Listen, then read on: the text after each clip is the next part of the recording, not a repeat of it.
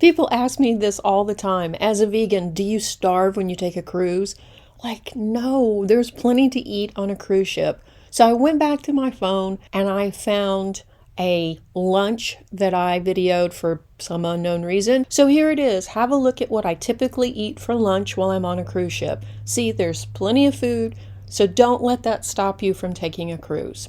So aside from all of the fruit, there are plenty of vegetables and greens for making salads, and you can make it any way you like it. So if there's some things you're not eating, it's okay. Figure when you go to the buffet, you're in charge, and there is enough where you can still make a very tasty and nutritious salad, as well as adding in nuts and seeds. And usually there is a plethora of fruit. As you can see, I have pineapple, and then I have a mixed fruit salad as well, and of course some kiwis and apples. So see, there's no reason to worry. There's plenty to eat.